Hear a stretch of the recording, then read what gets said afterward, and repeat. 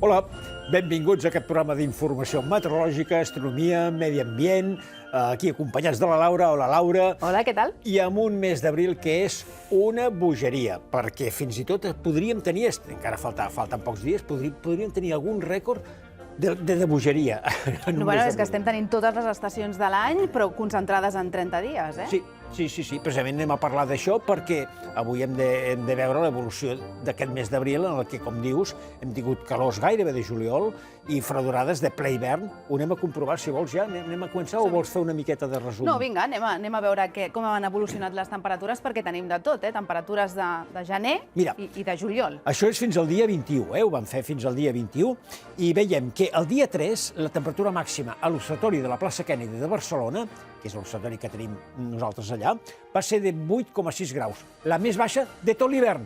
En tot l'hivern no havia fet tan fred com aquell dia. El dia de la nevada. Ara ho veurem.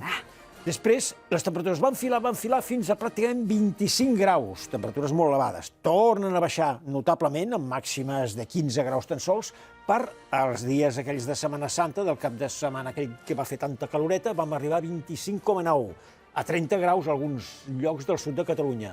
I després baixada, recordem que el dia 21 va fer força fred. Unes oscil·lacions que ens passen factura a la salut, a l'estat d'ànim, perquè ja no saps què posar-te de roba. Mira, l'altre dia, fa 3 o 4 dies, vaig parlar amb una metgessa de renom, molt coneguda, parlant de medicina general, i diu que aquest mes d'abril no dona l'abast. No dona l'abast i ho relacionen amb aquestes variacions de temperatura tan brusques. Vinga, anem a veure, no? Aquell 3 d'abril, què va passar? El 3 d'abril, recordem-ho, aquella gran nevada, sobretot a la zona del Berguedà, nord d'Osona, etc., o a la zona del Tibidabo, el que ho podem veure, nevant a la ciutat de Barcelona, a la part alta de la ciutat de Barcelona. I 13 dies després, una imatge molt diferent. Bé, el dia 16 d'abril aquesta era la imatge. Perquè això no és l'agost. No. És 13 setmanes després, tothom a la platja amb temperatures de 26 graus. Clar, és que això ens afecta. La salut física i anímica. I mental.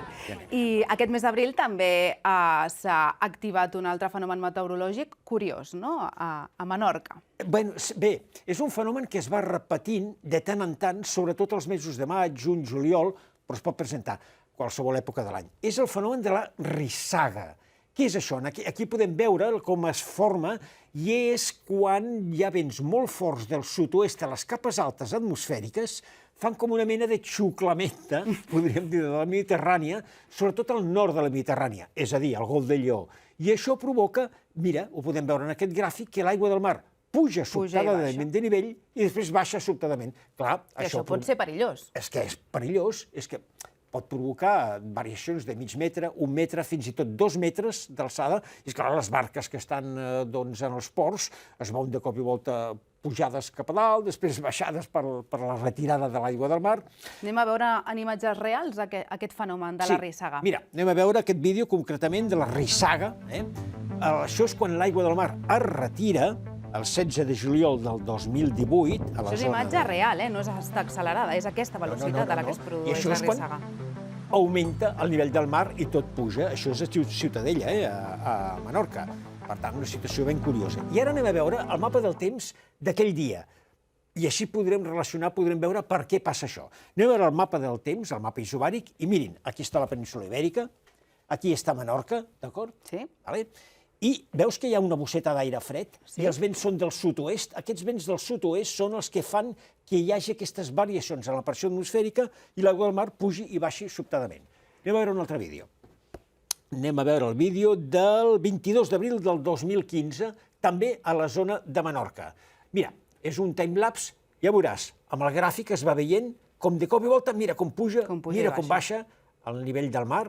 Això també estava provocat per aquestes ondulacions a les capes altes atmosfèriques i anem a veure precisament el mapa del temps d'aquell dia i veurem que coincideix molt amb la situació que hem vist abans. És a dir, una situació d'una pertorbació a l'oest de la península Ibèrica, aquí la tenim, aquesta és molt més gran, i vents del sud-oest una altra vegada amb aquestes ondulacions a les capes altes que provoquen la rissaga o també seixes. O meteotsunami.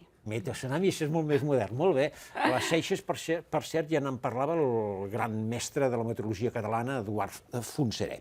Doncs aquest mes d'abril també hem vist un altre fenomen bucòlic, la lluna rosa de Pasqua. Sí, això sobretot es coneix molt als Estats Units, al centre i a l'est dels Estats Units. Aquí tenim la... És preciosa. Bé, sí, però aquí li han posat una miqueta massa de coloret, Una miqueta de Massa de maquillatge. Photoshop, aquí. Una miqueta de maquillatge. Però això ve perquè en aquesta època de l'any, la lluna de Pasqua, es diu lluna rosa de Pasqua, perquè és quan floreix la flox musgosa, que és la planta que veurem tot seguit, aquesta. Llavors, tots els camps estan plens d'aquesta planta i la lluna diuen que agafa aquest color. Aquest color. I ara l'Alfred ens ha portat un joc, no? Anem a jugar a dites i refranys. Anem a jugar una miqueta, a veure si tu, Laura, i també els nostres espectadors poden saber com acaben aquestes dites populars que fan referència a la primavera. Va, Vinga, aquí tenim la primera. Oreneta primerenca, primavera... Calorenca?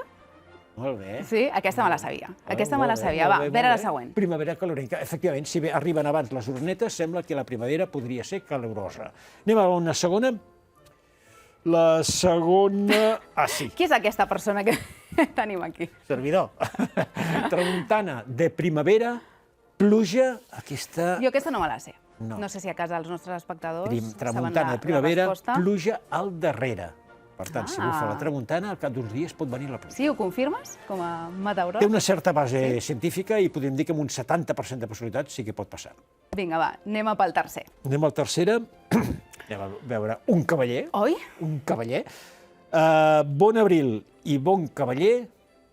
Molt. Complicada, Molt... Ho saben a casa? No? Va, anem a veure la solució. Molt cavaller, molt escassos. Molts escassos. Solen ser. Sí. Doncs aquesta és la dita popular. Doncs és que, de fet, el mes d'abril no té gaire bona fama, no?, pel que fa a les dites populars, perquè, mira... Els mesos de més mala fama són febrer i abril. Mira, jo n'he portat dos, del mes d'abril. Diu així, quan l'abril no sap què fer, pren el dimoni per conseller. I un segon, l'abril rient mata de fred la gent. Sí, és aquest traïdor, l'abril. I aquest any tenim una bona prova. Doncs després d'aquesta repassada pel refrany popular, moment d'aturar-nos uns segons i tot seguit parlarem dels riscos d'inundacions que afecten Catalunya.